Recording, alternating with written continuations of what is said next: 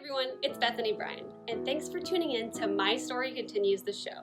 Here on this show, we're going to interview some real people talking about their real stories involving real faith. I'm so excited for you to listen in and hear all of these amazing stories along with me. So thank you for tuning in to My Story Continues the show.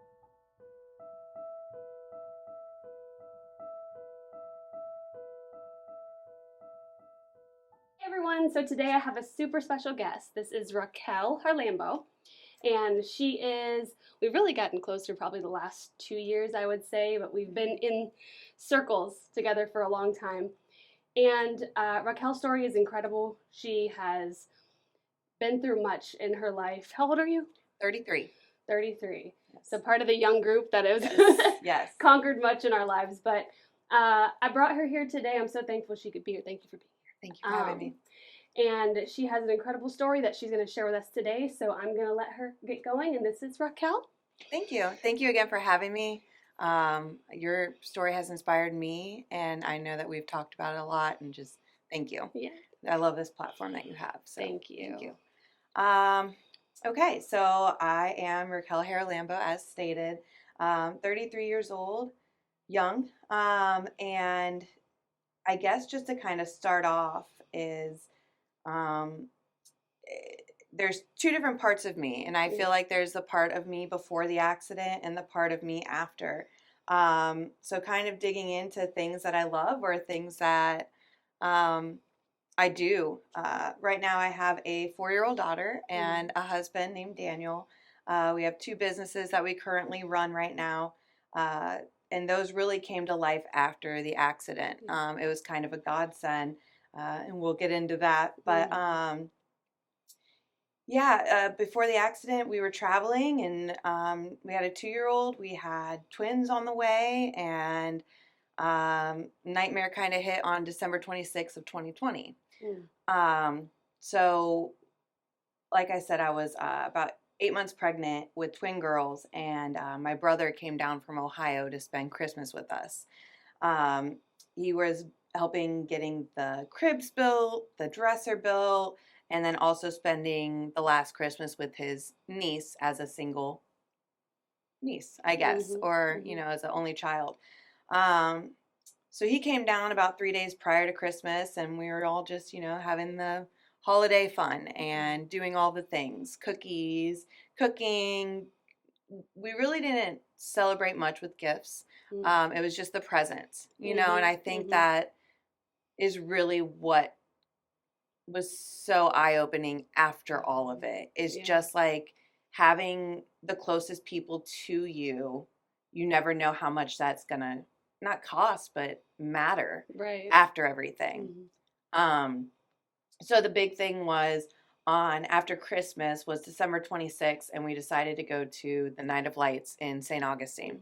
And it was all of Daniel, my husband's family, and then my brother and his wife. My brother got married 3 months before to the date on September 26th of 2020. So we all went down, and prior to that, we went, me, my husband, and Jimmy is my brother, and his wife Brittany, and our 2-year-old daughter went down to St. Augustine and had lunch and just kind of walked around. Like, that was just a place that we always went and visited when they would come into town. Because they're from Ohio. So, gloomy Ohio. Got to see the old town and everything. Yes. Love it there. It is. It's so pretty. But as the night rolled on, we got to drive around and see the lights, which was a great time, just being with family. Afterwards, we all got done, and we decided to drive home. And we were driving to our family lake house rather than driving home. We were all excited to get the boat out and go look for some alligator eyes and, just enjoy the night even more. On our way, about 25 minutes into our drive, I fell asleep in the back seat. About 10 o'clock at night, somebody was in the wrong lane, in our lane, and hit us head on. Daniel was able to turn a little bit of the truck to the left, which made the passenger seat very hit on, Mm-hmm. head on. Yeah. I was sitting behind my brother, and my brother was killed on impact. Wow. So the seat was pretty much pushed back onto me, which, being 8 months pregnant, my belly took a lot of the trauma. Mm-hmm. So it's crazy to think back on too, because it feels like we were the only one. It was just such a dark road. Yeah.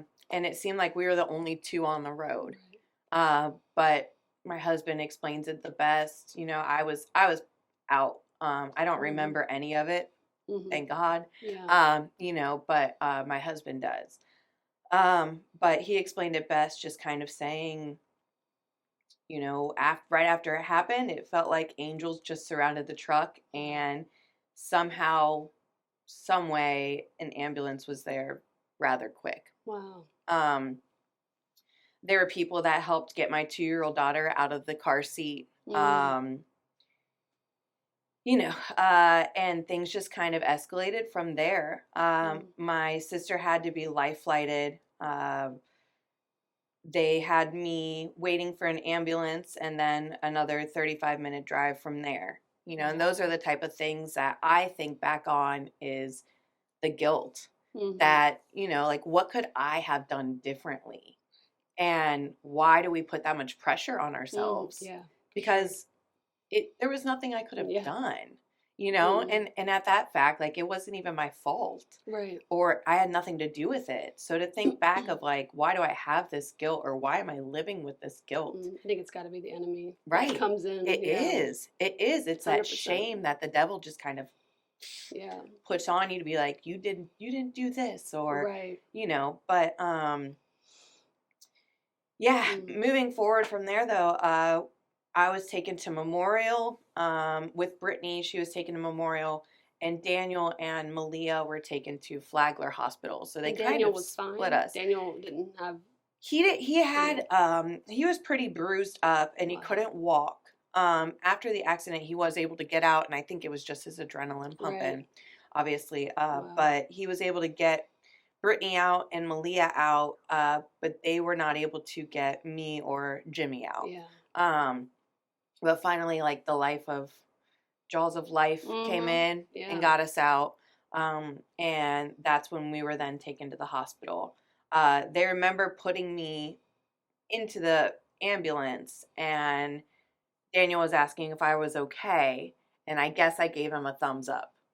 Because at that point, he had no idea what was going on as far as you, and baby girl was okay. Yes. So, wow. Malia, so because we were expecting our twins, we actually took Malia's car seat and turned it forward so that she could start getting in frontwards.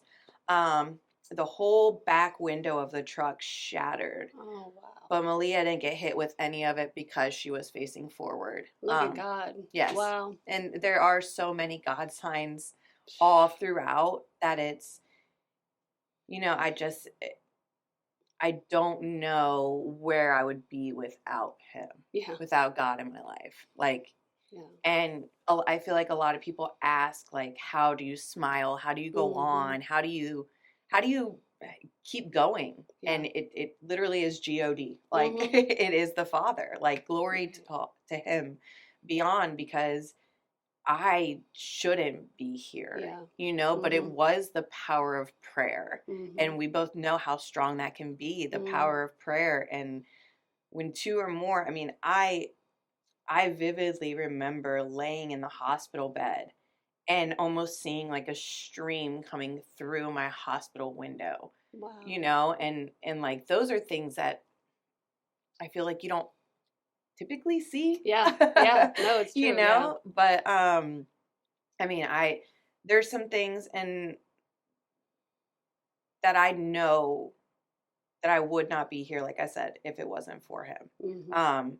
Even, you know, I remember saying goodbye to my brother and what that was like. And once again, it would have only been for the glory of God that he allowed me to have that time with my brother to say goodbye, because he knew, you know, he knew what was going to come of it. Yeah. But so I was in the hospital for a little bit over a month and a half, and I don't remember, probably 20 days of it. I was just kind of like in a coma and not really knowing Mm. what what was going on. Yeah. So the night that I got to the hospital, kind of backtracking, Mm-hmm. but the night that I got to the hospital, they called in and said, we have an 8-month pregnant lady coming in, and she needs emergency C-section right away. Wow. So they roll me in, cut me open, about 2 foot of my abdominal wall, just straight up cut me open. And the babies were both passed on site. So they didn't make it. But I say that to say that they saved my life. Right. They took the trauma and the hit for me. Which, it's hard, obviously, losing a child. But after the surgery and the C-section, I was internally bleeding and I was not stopping. Wow. I actually, I don't want to say died, but died Basically. twice on the table. Yeah.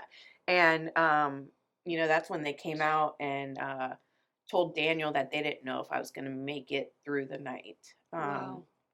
That there was such a low percentage that I was going to make it. And, my husband just losing his best friend, knowing that he lost his daughters, and then now maybe his wife. Like, it's a lot. Yeah. And like, I can't even imagine being in that position. Right. And once both again, of you are going through your own, like, right, super different, but super difficult battles. Right. Yeah. And just the shame of it, once again, like the enemy coming in and being like, why weren't you there for him? Or, you can't be. You can't be all in one. You can't. But so out of the surgery, they ended up taking my uterus and one of my ovaries. And I was just still bleeding and not stopping. Wow. So they ended up doing a complete hysterectomy. Did they know the source of the bleeding at all, or they were just kind of like blindly going into it? Wow. There was just so much trauma, and everything was so moved around from the girls that they were just kind of puzzle piecing it together, if you may. But yeah, so they went in, and once they took that second ovary out, Daniel and my mom both say, because my mom lives in Ohio, so Daniel found Brittany's phone on the ground of the truck and called my mom and said, we've been in an accident, basically. And my mom asked, how is Raquel? How is Jimmy? And Daniel couldn't really answer those questions. So my mom got in the car that night and drove 12 hours to get to us as soon as possible. So by that time, my mom still wasn't even here, but they remember him coming out, the doctor, and saying, I think I figured it out. And it was, they took my other ovary out, so a complete hysterectomy. And that in itself, of not having that option, right, I think is like one of the hardest things that I've had to heal with personally. Yeah. Is we all can go through our own journey, but a lot of the times it's not even what we decide or what we choose. We're just kind of led to it to be like, okay, this is the next step, or okay, this is what's going to save your life, or this is what's going to make a difference. So to follow that stopped the bleeding. But then just to get everything else, I had to have a ileostomy placed in. They couldn't put it on my left side, which is typical placement for it. But they had to put it on my right side, which is in my small intestines. So I woke up to having this bag, never in my life thinking, like, what, I honestly couldn't even have told you what it was prior to my accident.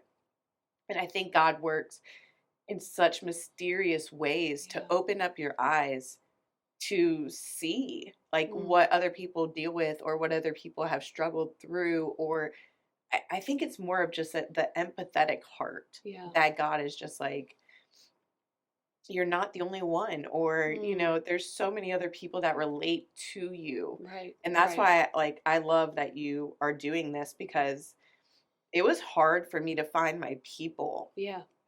after all of it, because with child loss, I mean, that in itself is huge. Sibling loss, same, you know, but finding that niche of, and I hesitate to say this, but like my body didn't fail me, you know, like I didn't miscarry. I didn't, Right. I, and you know what I'm trying to say, but I don't want to put that to any sort of lower or anything. Yeah. But It's different. it's different. Yeah, you know, like different. somebody hit us in a vehicle and it took the life of my So 2 much. kids. Yeah, and so for me to find a group to connect with, or a group of women to connect with over child loss was really hard. Yeah. And it still is. I find a lot of outsources of making silly videos. Yeah. And I get questioned about that as to how can you make silly videos, or how can you do this, and that's 3 seconds of my day. Yeah. Right. Compared to my day, my year, my everything that I go through.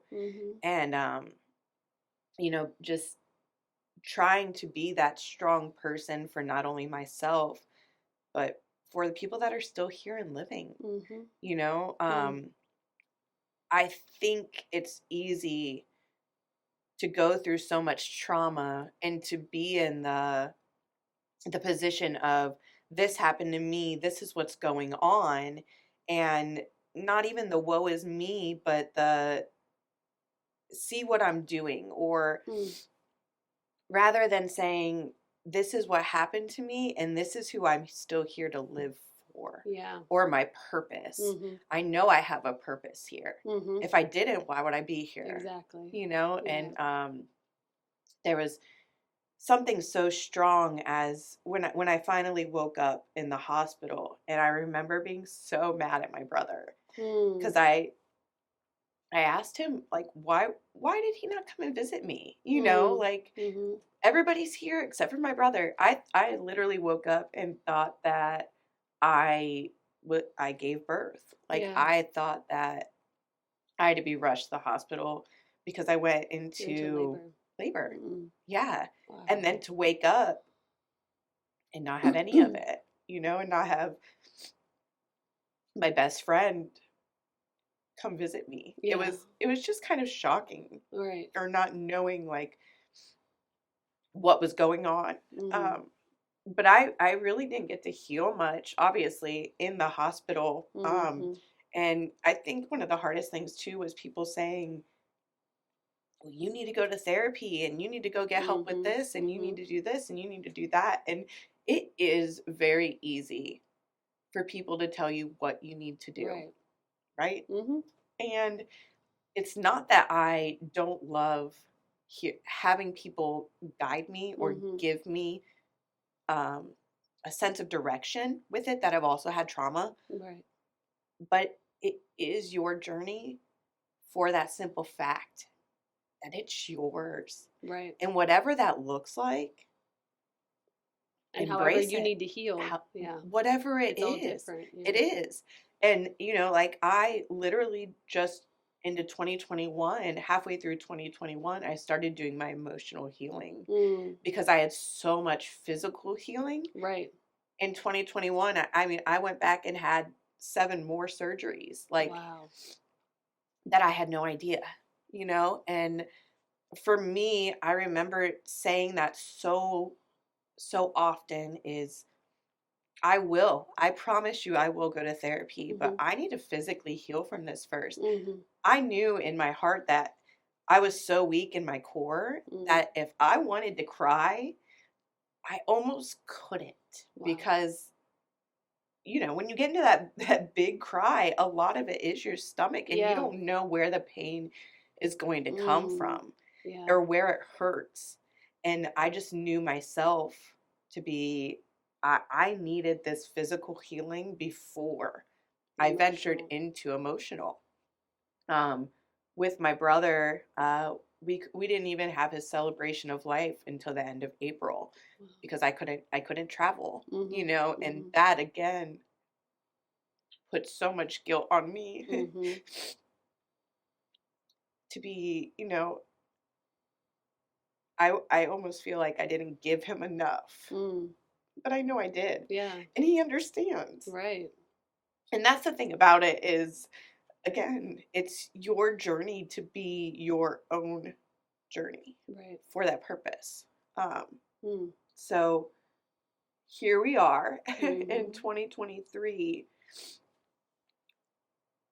still going on, you know, like it doesn't stop. It doesn't just magically go away. No. And sometimes you pray it does. And sometimes you think it does. Right. Yeah. And you're like, oh, I'm good. I'm in the clear, you know. My daughter just started playing t-ball. I'm able to coach. Wow. How? You know, and one of the kids, we were stretching yesterday, and he said, we should do jumping jacks. And I was like, oh gosh. Like, you know, like what is a jumping jack? Yeah. But, you know, I did 3 of them. And to me, that's a success because I haven't been able to do that or think about doing that. And I think that, you know, people can tell you that you're such an inspiration, and sometimes you question it as to why or how or what do I do, because I'm not waking up every morning looking at myself and saying, I want to go inspire people today, you know, and that might sound weird, you know, it might be shocking to people, but I literally, I want to live for myself, and I want to live for God. Like, and wherever everything else falls into play, it is what it is, you know, and I'm glad that I can be that for some people, because I know that there have been mentors even in my journey, and I'm thankful for it every day. And for people, you know, that are going through some things and compare it to myself, stop doing that. Yeah. You have to stop doing that, because God did not give you your battle to sit there and compare your battle to other people's battles. Right. It's yours. Yeah. It's solely yours. And I think that God created them so that we could have compassion and friendship and be able to connect to people. I think that God wants to build community, and trauma builds community. It does. Yeah. You found people. I'm sure there's people that you know in your life that you're like, this would have never happened. Exactly. Or I would have never met so and so if this, that, and that. And that's what's so cool about when your story, as heartbreaking as it is, when it has so many different levels, you know, you can inspire the mother that's going through loss. You can inspire, like you said, the person going through sibling loss, the person going through physical, you know, battles. It's just like, it's all these layers that's why I'm so big on like, tell your story and all of it, because in my story, there might be something that I feel is maybe like not as you know, powerful or as inspiring, but somebody will pull from that one thing and say, that's what changed me. That's what really helped me, you know, gain perspective. And it's like, that's why every chapter is important in your story. That's so good. And it's, you know, I remember when you were going through all of this, and the community that, you know, was praying for you and rallying around you, like it was really kind of when I think got more connected with your story. And that to me was, I mean, 2020 was right when stuff was going on with me too at the same time. I feel like that year was just so wild. Yeah, right. For a lot of people. Everyone's like, 2020 was, whoo, God, we made it through that. Right. But really what it did is it gave us perspective. You know, I always say like 2020 vision, you know, it cleared things up for me as far as like how much we can actually handle. You know what I mean? And I think that's the wild part, is to go, how does my heart and my mind heal Mm-hmm. from this. And it's like you said, it's like, it's a daily thing. There will be Yes. some times where we're okay, and then, you know, something will trigger a trauma. Yes. And in that moment, you have to be like, God, I'm trusting you with this, because this is beyond me. You know what I mean? Like, and I think that's the most amazing thing about God and rallying together with people that have maybe not the same story, because nobody will ever have our same story. Mm-hmm. And I'm huge on that, because like, I will never say, I understand what you're going through. I stopped saying that a long time ago. Yeah. Because I hated when people do that to me. Mm-hmm. You know, I get it. You know, I have asthma. Yeah, right. Like, oh my God. So that's one thing where I always am like, I hear you.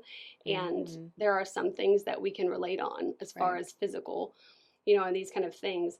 But nobody will ever be able to look at you and say, Raquel, I know exactly what you're going through. Nobody ever will. And I think that, at least for me, like sometimes that feels like the most alone spot. Yes. Because like you said, you're looking for community, but it's like nobody can, you know, nobody can help me. There were so many times where I went to people and I would just like pour out everything that I was going through, and they didn't know what to say, you know? And in those times, the only strength that you can pull from is God. Yes.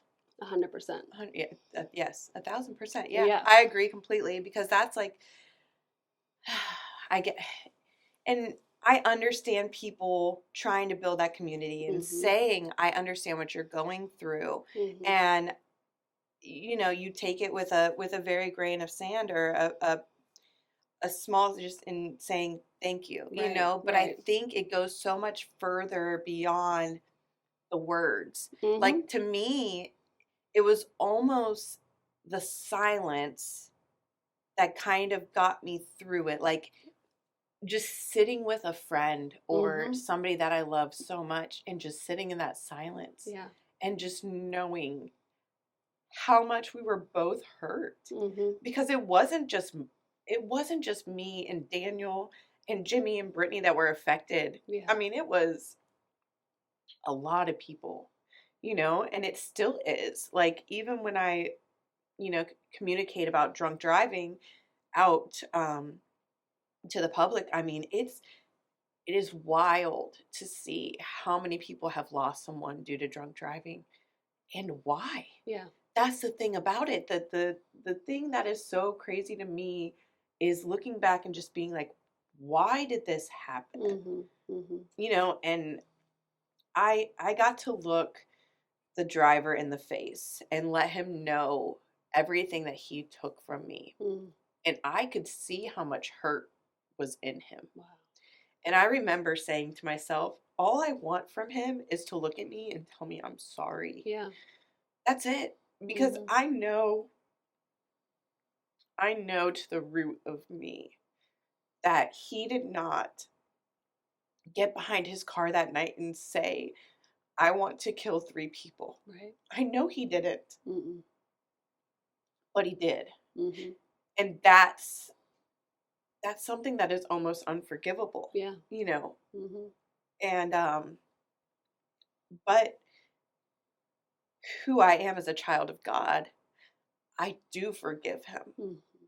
Because that's not for me to battle with. That's not for me to hold a grudge against. Right. It's not. You know, God would not want me to be that person to live in that hate or that you know, just battle with myself. Right. Of being, why am I not accepting what happened almost, you know, and still living it and saying, okay, this happened, but what do I do next? Right. What is my purpose again? So what do I need to do? Or how can I make a difference in someone else's life?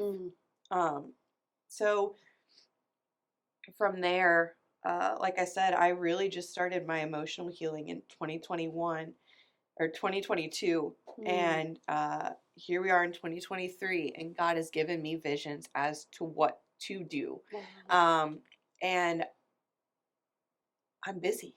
Everyone's busy, you know, but I'm praying through it for God to literally open the time slots to figure out when to do X, Y, and Z, to guide into a nonprofit for buying rides for drunk drivers.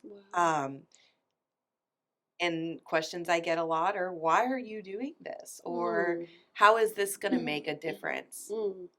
And if I can provide one ride for one person, it was only one person that hit us that night. Wow.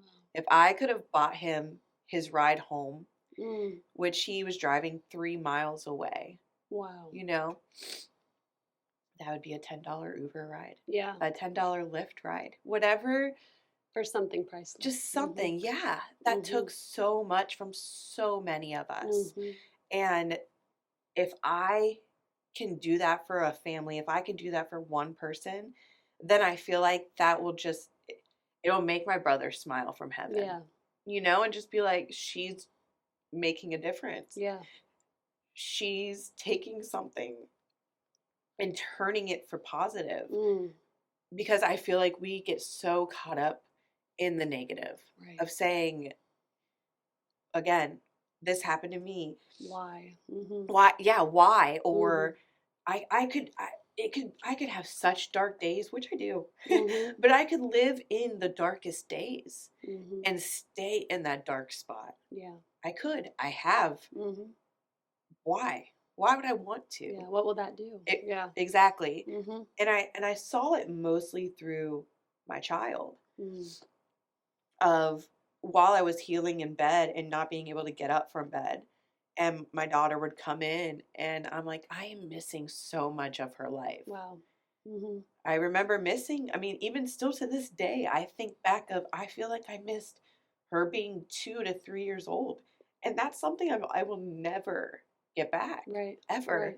Right. And I will never be able to have my own children again. Mm-hmm. So to sit there and say, I will never get to see that 2 to 3 year old stage again. Yeah. From a child of mine, you know, Mm-hmm. like that is so big. Mm. That is such a big idea. Yeah.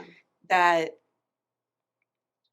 isn't communicated. Mm-hmm. That you don't talk Mm-hmm. about, or you don't know how to talk about, or where to go with it, Mm-hmm. you know. And you know, our girls would have turned 2 on February 22nd.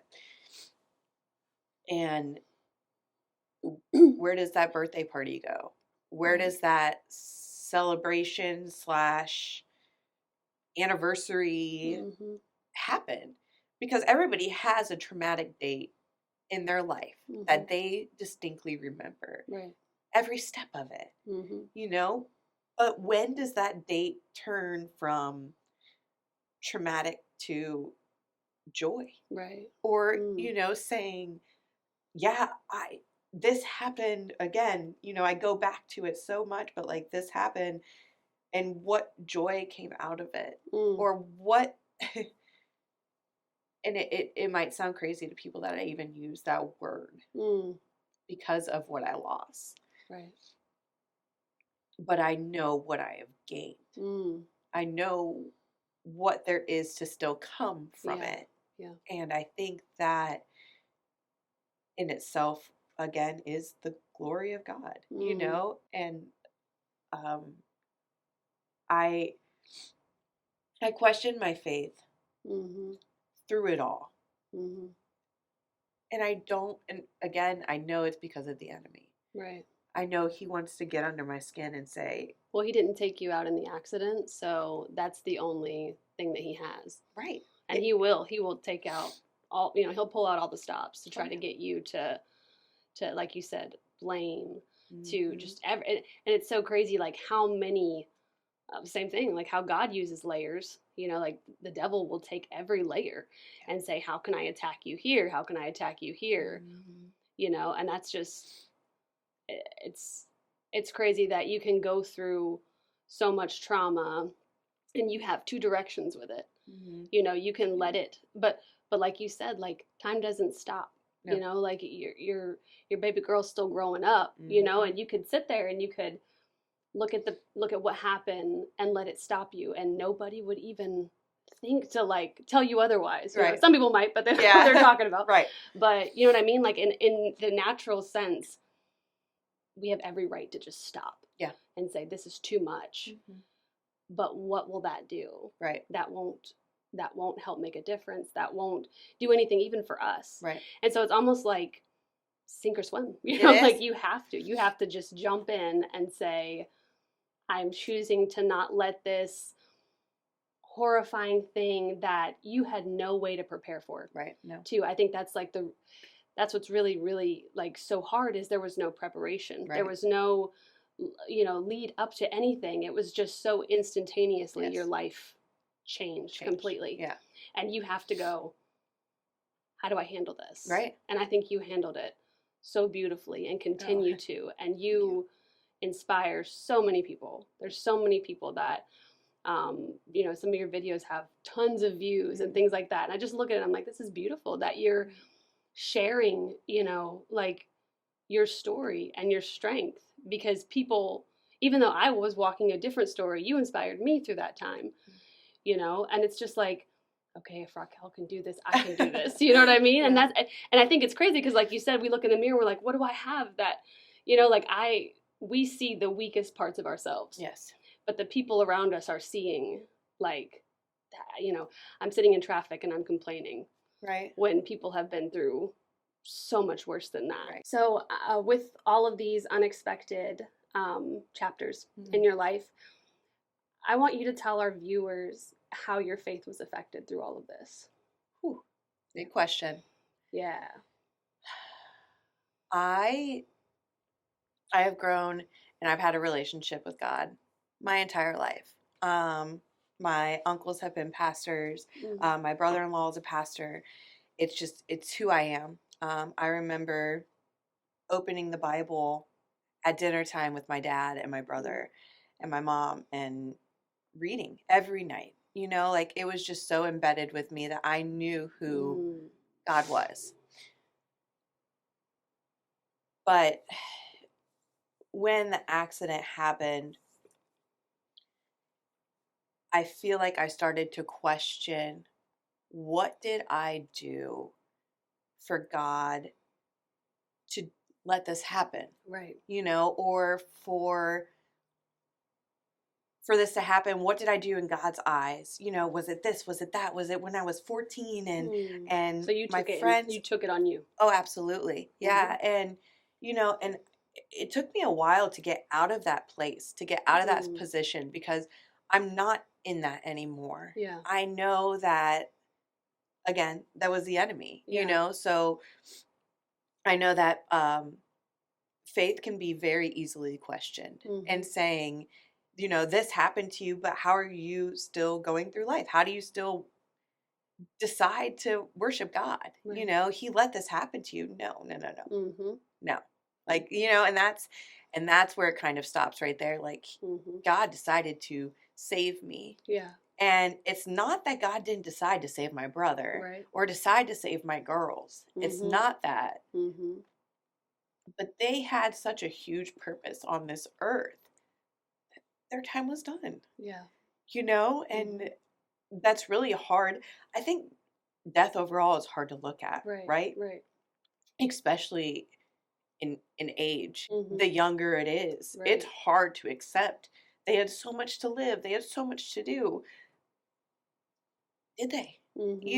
And I think it really eye-opened to me. Like I said, I really don't remember the first 20 days of being in the hospital, but the day that I woke up, I wasn't able to talk.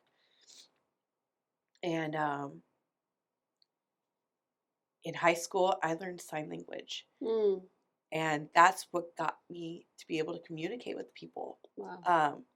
I woke up and started sign language. Wow. I really don't remember much or recall it, but I remember people, and my sister-in-law is a sign language teacher, and Daniel took sign language in high school too, so he could understand some of what I was saying. Wow. That's God. Yeah. How can you not? Like, what? I never knew that when I was 15, something I was learning would be so effective when I was 30 years old. Wow. Like, and I think that there's just such a path and a guide that he's leading you on, to where you open your eyes and you're like, okay, Yeah. I see you, I hear Mhm. you. Mm. But fast forward, it's mind blowing, Mm. And fast forward, I started wanting to communicate more because I was coming out of it, and Mhm. people weren't really able to understand me as much because I was just going so fast, or Yeah. so they finally got me a whiteboard. And I remember waking up and asking where my brother was and where Mhm. my girls were. And Daniel handed me a whiteboard, and the only thing I wrote down was God's plan. Mm. And Daniel said he just lost it, Yeah. because he's like, how does my wife find out that her brother just passed? Our daughter's passed. And the first thing she writes down is God's plan. Mm. And to me, because I don't fully remember it, I don't remember writing down God's Mm. plan. And I think that's what is so You give powerful, me chills. Yeah. is just saying Mm. that my heart knew Yeah. Mhm. how deep my faith was for God to communicate to me. Yeah. That I knew He was there through Mhm. the whole thing. Mhm. That I knew, no matter what, that God had control over it all. That it wasn't up to me. It wasn't Mhm. up to anybody else. It Mm. was distinctly God's plan. And I don't say that as, God set it all up and put the Right. two cars Right. here. Like, Mm. but God knew what the outcome Right. was. And something that I feel like has gotten me through so much and has given me so much strength is, in the Bible, God literally says, as I weep, you weep with me. Mhm. It's not that God looks down on us and says, you know, pity you, or, Mm. it's, He knows my heart, and He knows how hurt I am. Yeah. And He's weeping there with me. Mhm. But when I rejoice, Mhm. God is there rejoicing with Right. me. And I think that has just built my faith so much, Mm. to say, I'm here and I have a purpose, and I know that my purpose is only going to be sought out with the glory of God. Right. And knowing that the only way that I can still do things is with Him being by my side. Mhm. And knowing that He has been with me my entire life to lead me up to this very moment, of saying, she is a fighter and Mhm. she will get through this, Mhm. because that is who I made her to be. Yeah. And I think that has given me strength, of Mm. saying, that's the one thing that I can say is like, yeah, I can be strong Mhm. Mhm. because of God. So Raquel, in closing, what I want to do is I want to take a minute and speak to our watchers, um, just really from your heart on, there's going to be people watching this that have gone through loss or continuing to go through Mm. um, just the just the drain, of tragedy and things like that. And if you could just take a moment and give a message of hope to our watchers. Absolutely. I see you, and your feelings are validated. Whatever you are going through, just realize it is your personal journey.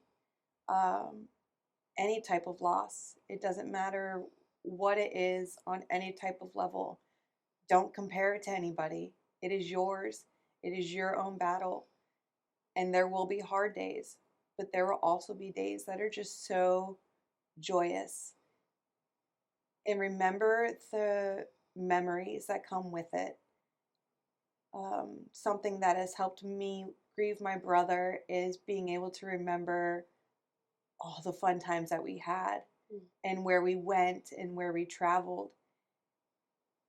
And it just makes those hard days a little bit easier. Mm. There is no timeline.